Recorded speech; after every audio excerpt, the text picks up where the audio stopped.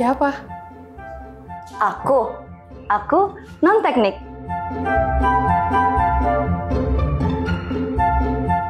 Kelihatannya sih santai, tapi ada presentasi, studi kasus, wawancara, desain, sama aja pusing. Kalau kamu? Aku teknik.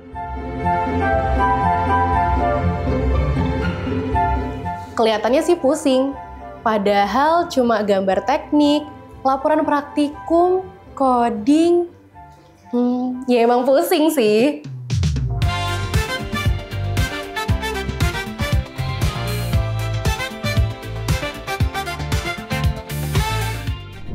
Halo. Kenalin, aku Abil dari Departemen Teknik Material dan Metalurgi. Di sebelahku Aku Mia dari Departemen Teknik Elektro dan kita dari Tim Teknik. Perkenalkan, nama aku Puang dari Desain Komunikasi Visual dan aku Raffi, aku dari Departemen Manajemen Bisnis. Dan kita dari tim Non-Teknik.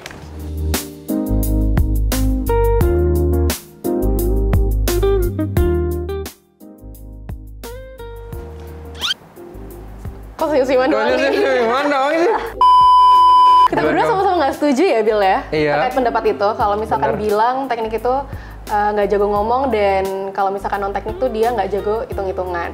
Karena menurut aku keduanya itu dia lebih ke skill pribadi ya, jadi bukan terkait dia itu jurusan apa. Karena menurut aku dua-duanya itu sama-sama basic skill yang bisa dipelajarin oleh semua orang. Setuju? Ya, 2. Langsung ya? Tiga. Ya menurutku setuju sih, itu balik lagi ke individu masing-masing gitu. Karena banyak juga di jurusan aku yang kayak mereka secinta itu dengan matematika gitu. Aku juga heran gitu ya waktu dapat mata kuliah. Cuman mungkin perbedaannya, ini kalau kita ngomongin di jurusan aku ya terutama, mungkin output mata kuliah yang requires menghitung tuh nggak sebanyak itu gitu. Jadi mungkin minat di situ nggak banyak tersalurkan gitu loh. Cuman ya kalau dibilang menghitung, DKV juga mengukur sih ya, ngukur ya masih basic gitu. Soalnya kan aku awal masuk Menbis, aku ngira ini pasti nggak ada hitung-hitungan. Ternyata aku dapat matematika. Iya, Selanjutnya betul. finance, kalau aku finance ya akuntansi, Dan terus bisnis operasional, ya supply chain. Semua itu berhubungan sama matematika, guys. Jadi kita sama-sama tidak setuju ya Tidak terkait setuju dari dengan mitos. setuju. Apa itu? Saya mau bilang tidak.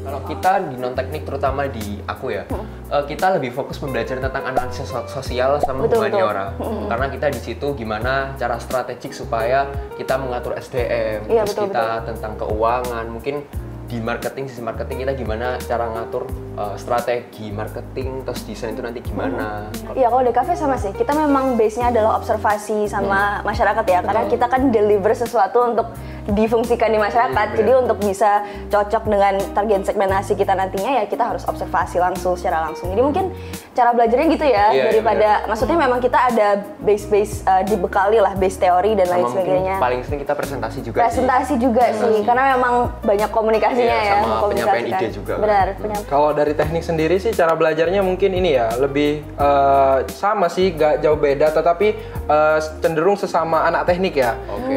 Jadi karena memiliki perasaan senasib dan habis itu juga perjuangan dan habis itu juga karena ini ilmunya biasanya ini pelajari itu nggak umum di masyarakat, lebih ke teknis, aspeknya skill aspek teknis ya, betul. Ya, hard skill dan juga lebih advance ilmunya gitu dari teman-teman yang belajar tentang sosial dan lain-lain yang itu cenderung lebih berkaitan dengan orang sekitar atau orang pada umumnya gitu. Nah, sedangkan kita anak teknik ya harus belajar lebih dengan sesama anak teknik gitu.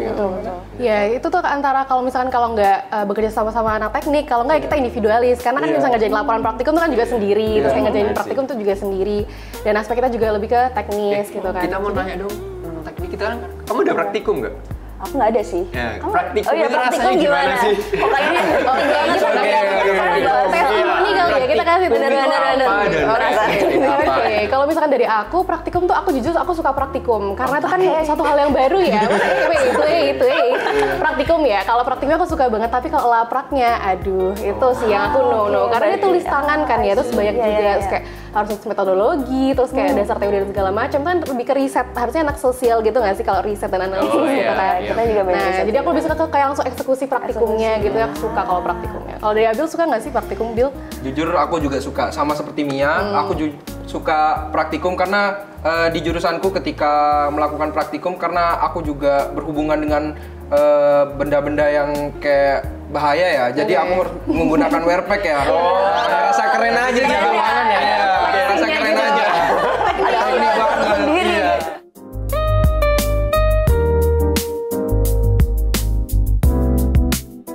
Oke, kalau dari aku tuh dapat dua tipe. Yang pertama tuh hard skill sama soft skill. Kalau hard skill karena aku elektro, aku tuh jadi tahu kayak gimana cara gunain alat ukur listrik, terus juga cara merangkai-rangkaian elektronika, sistem digital, dan juga kayak simulasi software kelistrikan gitu. Kalau misalnya dari soft skill tuh yang paling kerasa kayak critical thinking sama problem solving nggak sih, Bill? Sama time management. Oke, kalau dari departemenku teknik material dan metalurgi, aku itu dapat hal-hal cara membuat besi baja, dan setelah itu juga cara bagaimana korosi itu terjadi, dan setelah itu juga masih banyak lagi tentang cara memperlakukan baja itu bagaimana untuk mendapatkan struktur atau sifat yang kita mau gitu sesuai kebutuhan industri, seperti itu teman-teman. Dan juga kalau masalah soft skill juga aku banyak belajar dari organisasi atau kepanitiaan yang aku ikuti gitu.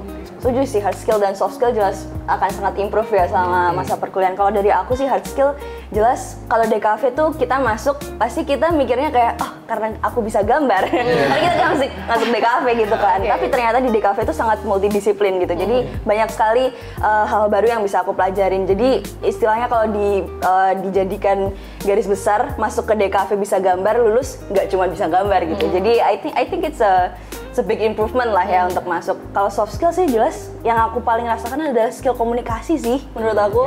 Ya karena sering komunikasi juga kan sama banyak orang dan juga banyak stakeholder, jadi kayaknya improve banget di situ. Iya, sama sih. Kalau kita di non teknik juga public speaking nomor 1 ya. Kalau kita masuk perusahaan, soft skill kita yang dilihat di secara cover ya. Cuman di sini yang public speaking yang kita pelajarin itu terkait gimana kita nyampain maksud kita yang disampaikan ke orang lain itu paham gitu loh. Biasanya orang-orang kan public speaking asal ngomong ya. Kita ngomong, kita nyampein teknis, merasa jago, padahal orang-orang nggak paham ya. Mungkin itu sih yang kita pelajari.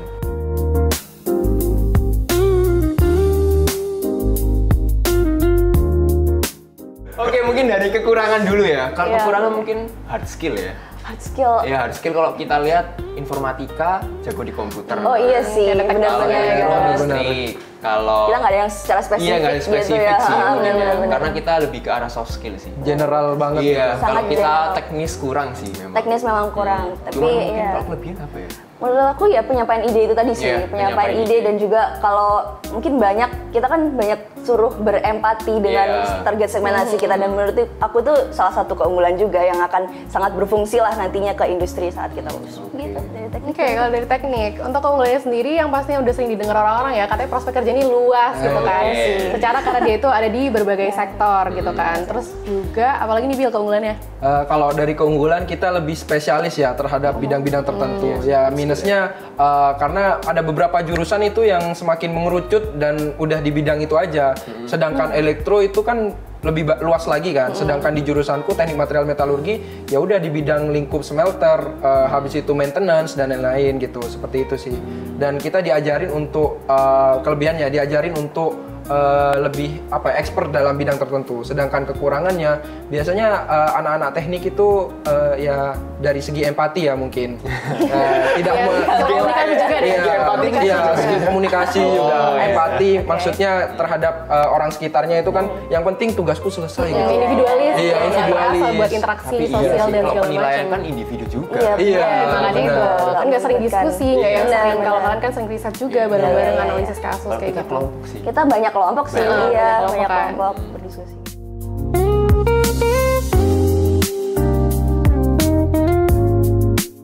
Karena kita tuh aspek yang teknis, jadi kita emang eksekusi yang bagian teknis. Jadi kalau misalnya kayak Kita tuh misalnya lagi kayak implementasi suatu alat, itu ya kita yang bagian ngerancang sistemnya, terus juga ngaplikasiin alatnya dan menjalankan sistem konsepnya tersebut.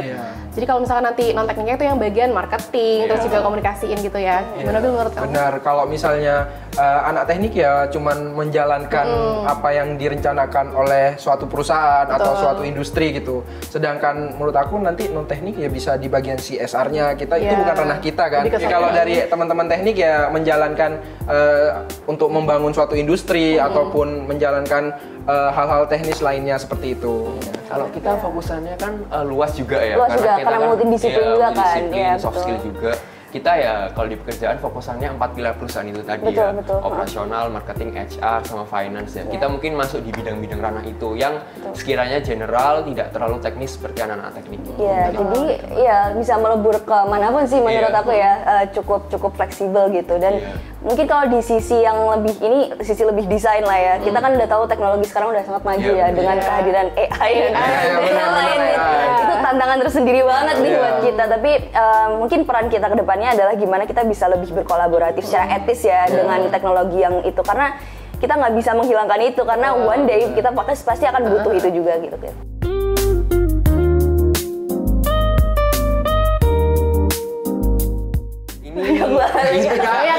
Aku banyak banget. Banyak banget ya. Kita dikira ngomong doang nggak ada teori. Apa lagi? Kita yapping doang. Yapping aja kayak gimana ya? Kita tuh ngomong ke orang-orang tuh ada risetnya. Kan juga kita berbasis teori juga. Dan selain itu mungkin curhat dikit kali ya. Boleh. Mau ngeluarin nih gitu.